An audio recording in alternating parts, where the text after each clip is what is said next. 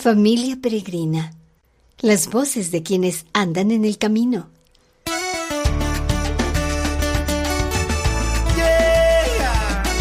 ¡Qué familia más bonita! ¡Gracias, Dios mío! ¡Sí!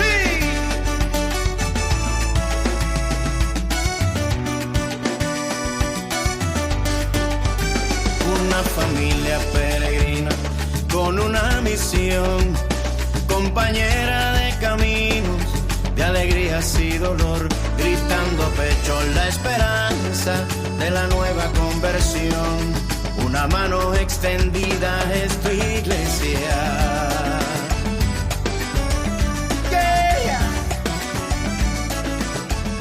Aquí en Familia Peregrina me gozo compartir con compañeros del camino, con colegas quienes trabajan en diferentes congregaciones, tanto en Puerto Rico como en Texas, en Houston, Texas. Ellos son los reverendos Laura Ayala de la primera iglesia bautista de Río Piedras, en la misma área metropolitana de Puerto Rico, y el reverendo David de Ulofeu del Templo Bautista del Sur de Houston, una gran ciudad con mucho trabajo latino ahí también. Y vamos a conversar específicamente sobre un tema que nos tiene a todos muy impactados en nuestra pastoral, y es cómo hemos vivido en los últimos 6 meses de acompañamiento a poblaciones que están siendo afectadas no solamente por una pandemia, pero que aquí en el contexto de los Estados Unidos y de Puerto Rico se ha vivido una campaña electoral bastante complicada, bastante fuerte, bastante polarizada. La primera pregunta, y yo creo que David me va a permitir que a las damas le demos el espacio primero, como nos enseñaron cuando chiquititos, es ¿qué significa, Laura y David, pastorear en medio de una campaña política tan polarizada como esta del 2020? Bueno, primero, gracias por la oportunidad de compartir este rato con ustedes, a quienes aprecio, admiro y respeto muchísimo, ¿verdad? Como compañeros en el ministerio. Este año, obviamente, todos los años que son eleccionarios representan un reto para la pastoral. O sea, le añaden un elemento de reto adicional a los retos normales que tenemos en la pastoral. En el caso mío en particular, en Puerto Rico, nosotros tenemos un lema, ¿verdad?, de que la política es el deporte nacional. Así que realmente la política aquí en Puerto Rico no se circunscribe a cada 4 años. La política en Puerto Rico es una constante que quizás se intensifica con las campañas políticas o mediáticas de este año, ¿verdad?, particular. Pero realmente es algo que es parte ya de nuestra vida cotidiana. Eso forma parte de nuestra conversación, eso forma parte de nuestras bromas, eso forma parte también de la iglesia y de las complicaciones que tenemos en la iglesia. Como ejemplo, hablar o hacer referencia a ciertos colores, ¿verdad?, que se identifican con partidos políticos en particular, pues hay que tener mucho cuidado cuando uno está haciendo ese tipo de alusiones. O sea que ese tener presente esto en medio de la pastoral y en medio de la predicación y en medio de la liturgia y la vida de la iglesia es una constante para nosotros aquí. En este tiempo se ha visto cómo ese pensamiento de estas generaciones y lo que pasó aquí en el verano del 2019 realmente ha venido a iniciar un cambio de paradigmas totalmente que se vio reflejado ayer. Así que, y esto no está ajeno a la vida de la iglesia.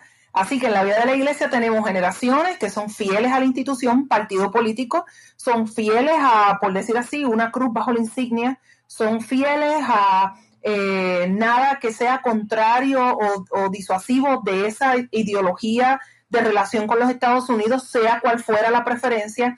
Y tienes, por otro lado, una juventud que está más enfocada en el momento, en el contexto y en mejorar a Puerto Rico, sobre todo porque ha sido la generación que nace en medio de una quiebra, que enfrenta la crisis de unos huracanes, huelgas en la universidad. Estamos hablando de una generación que no sabe lo que es vivir dentro del el que hay recursos, como quizás yo lo viví en la década de los, estoy aquí diciéndome edad, pero los 80, 70, 80, pues fue un tiempo de más abundancia, fue un tiempo en Puerto Rico, un tiempo donde, por decirlo así, pues habían unos recursos. De momento, esta generación que está hoy, que fueron a votar ayer, es esa generación que no tienen nada que perder porque no han tenido nada. Lo que han tenido es de, como decimos nosotros, ¿verdad?, de malas a peores, pero no han visto y están dispuestos a darlo todo por cambiar. Así que en medio de eso hay que pastorear, y hay que pastorear esa gran diversidad. Esto sin contar lo que acontece en los Estados Unidos, que aunque no tiene una repercusión en términos, ¿verdad?, del conflicto racial u otros, pero sí la política imperante por el gobernador de turno en los Estados Unidos tiene unas repercusiones directas en nosotros y en las decisiones que se toman, y más cuando en este cuatrenio también queda evidenciado, o vamos a decir así, ya no es un secreto escondido, sino que es obvio y evidente, y todo el mundo ya lo dice, que somos una colonia donde Estados Unidos acaba de demostrar a través de la institución de la Junta de Control Fiscal que realmente el Congreso tiene total autoridad sobre Puerto Rico al día de hoy, aún por encima de sus leyes y de la decisión democrática que pueda tomar el pueblo. Eso ya no es antes eso era un tabú, ¿verdad? Hoy no, hoy todo el mundo lo dice, hoy todo el mundo lo sabe. Cómo manejar eso es lo que estamos aprendiendo como pueblo. Y sí, la iglesia tiene una responsabilidad, ¿verdad? Porque la misión de la iglesia, el propósito de la iglesia, el rol de la iglesia no cambia independientemente de esas circunstancias que están a nuestro alrededor. Tenemos que seguir proclamando la misma esperanza, tenemos que seguir proclamando lo que es justicia. Así que realmente el cómo hacerlo es lo que cobra un nuevo matiz. Pero realmente nosotros tenemos que seguir en medio de cualquier circunstancia. La iglesia del Señor prevalece y continúa su tarea y su misión con nuestras limitaciones y aciertos. David, ¿qué ha sido algo personal que a ustedes les ha afectado? Como ya no olvidemos un poco del título, de la pastoral, que ciertamente es necesaria, pero algo personal que en algún momento te ha preocupado en esta campaña política, en esta polarización. Bueno, Rubén, tú sabes que nosotros los cubanos tenemos un trauma, y es el trauma con el socialismo, el comunismo, porque lo vivimos, ¿no? Y cualquier cosa que nos parezca al socialismo, al comunismo, como que ya nos cerramos, ¿no?, a la manera de ver y pensar. Esa es la realidad, ¿no? Por otro lado, tengo unos hijos que son esta nueva generación que ven las cosas de otra manera porque ellos no sufrieron los traumas que yo he vivido, ¿no? Y una de las cosas más difíciles que nos ha costado, pero lo hemos ido logrando a poco. Al principio fueron discusiones muy fuertes, ¿no?, con los hijos por todos los temas que estábamos viviendo y participando. Una de las cosas más difíciles es poder escuchar al otro, el argumento del otro, ¿no? En vez de atrincherarnos en nuestra posición, tratar de entender y escuchar el argumento del otro sin descalificar, sin etiquetar, sin pensar que porque el otro piensa diferente, aprueba todo lo que la plataforma de un partido político, ¿no? Y eso es importante porque actualmente, tú lo sabes, aquí en Estados Unidos hay una corriente dentro de la iglesia que si tú eres cristiano tienes que votar de este partido político, porque si no votas de este partido político no eres cristiano, ¿no? Y entonces ponen algunos temas que nosotros no estamos de acuerdo como iglesia, es decir, si tú votas por estos temas estás favoreciendo estos temas, ¿no? Entonces hay otra corriente que dice, si tú eres cristiano no puedes votar por estas actitudes, por estas acciones, por estos temas, porque todo no se concentra ahí, ¿no? Y esas discusiones que pasaron en el marco de todo el país, también pasaron en el marco familiar, especialmente discusiones de mis padres y yo con mis hijos, y tratar de entender la lógica de ellos y ellos tratar de entender la lógica de nosotros. Entonces hubo un momento tenso en el plano familiar de discusiones que tuvimos y que trasladábamos las cosas políticas a la esfera espiritual y a valores y un montón de cosas. Se mezclaba todo y terminábamos todos medio enojados, ¿no? Pero lo pudimos vencer, y la única manera que pudimos vencerlo es escuchando al otro, entendiendo al otro, diciendo eso es un buen punto, ¿no? No lo había pensado así. También esto. Y al final nos damos cuenta de que la fe y la vida cristiana no encaja en ningún partido político, totalmente, ¿no? O sea, podemos eh, aceptar algunas cosas u otras, pero no encaja en ningún partido político, porque nuestros valores y la manera en que nosotros vivimos no es de este mundo, está por encima de eso. Pero por otro lado, viste, una discusión que tuve con mi hijo David, y es muy interesante, es que él me decía, pero no podemos imponer nuestra moralidad cristiana a todo el mundo sin que se haya convertido, ¿me entiendes? Sin que haya habido un cambio de vida. Entonces, forzar una moralidad cristiana, a que toda la gente tenga que vivir nuestra moralidad, si no va a ser penada. Sin un cambio de vida no podemos hacerlo tampoco. Y fue un buen punto que entendí. Digo, realmente el llamado que Dios nos hizo a nosotros es a que la sociedad cambie cuando cambia la gente.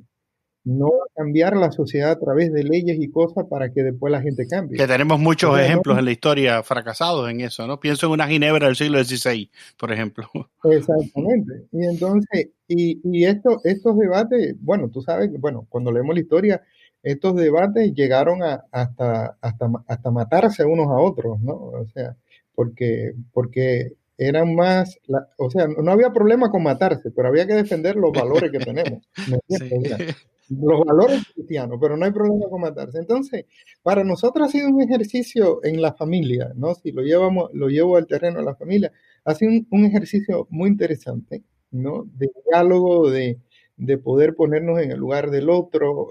Por ejemplo, yo una de las cosas que le decía a mis hijos, ¿no? Le decía, no puedes, lo pongo así, no puedes votar por el Partido Demócrata porque promueve el aborto, tiene ley de aborto, esto y lo otro, y discutíamos sobre esos temas. Y yo, si tú votas por eso, es que tú estás de acuerdo con eso. Y él me decía, no estoy de acuerdo con eso. O sea, yo no estoy de acuerdo con el aborto, pero hay más cosas que el aborto, o sea, más cosas que están en juego que el aborto, ¿no? Y yo creo que hay que dar la discusión sobre el aborto, ¿no? Pero no es solo un punto. Entonces, a veces nos enfocamos en un solo punto y nos olvidamos que hay un montón de cosas que hay que tratar. Lo bueno es que hemos podido lograrlo en el ambiente familiar porque tenemos buena comunicación y sobre todo hay amor. O sea, independientemente tú te puedes enojar en un momento, pero ya a los 5 minutos tomaste un café, le diste un abrazo y se acabó. El problema es cuando eso llega a la vida de la iglesia y ahí se hace más complicado porque entonces hay gente que termina peleadas. Y hay gente que termina insultándose y acusándose y emitiendo juicios de valor y etiquetando, ¿me entiendes? Y ahí viene este y el otro, o el liberal, o el proaborto, o el esto, o el racista, y empiezan las calificaciones, y eso es muy difícil, ¿no? La cosa que yo he hecho en la iglesia para tratar de poder, acuérdense que somos de 13 nacionalidades en la iglesia. Y aunque todos somos inmigrantes, no es igual. O sea, no es lo mismo como piensa el cubano, que como piensa el puertorriqueño, que como piensa el mexicano que emigró, o como piensa el mexicano que lleva 4, 5, 7 generaciones aquí en Estados Unidos. O sea, no es igual la comprensión de la realidad que tienen todos, ¿no? Entonces, la cosa es, lo que yo he tratado de hacer es decir, cada uno vota de acuerdo a sus valores y a su comprensión de lo que está pasando, porque tú y yo podemos tener los mismos valores, pero a lo mejor no comprendemos igual lo que está pasando. Y yo lo miro de una manera porque me falta conocimiento, y eso ha sido enriquecedor en el diálogo con mis hijos, ¿no? Porque hay cosas pero no puede ser, y papi, sí pasa, esto es así. Digo, ¿en serio? ¿Me entiendes? O sea, porque uno tiene otro tipo de idea. Entonces, y una de las cosas que yo creo que tenemos que lograr como iglesia, tenemos que aprender a respetar que son más las cosas que nos unen que las cuestiones que nos unen de la política y que como quiera que sea, como iglesia tenemos que ser luz. Y no podemos embarrar viste, el cristianismo con posiciones políticas o partido político. Cuando tú crees que, o sea, que si tú votas por esta persona es porque tú eres cristiano, o sea, cuando se mezcla todo eso, siempre quien pierde es la iglesia, nunca pierde el poder, nunca pierde la política, siempre pierde la iglesia. Cada vez que la iglesia se une al Estado y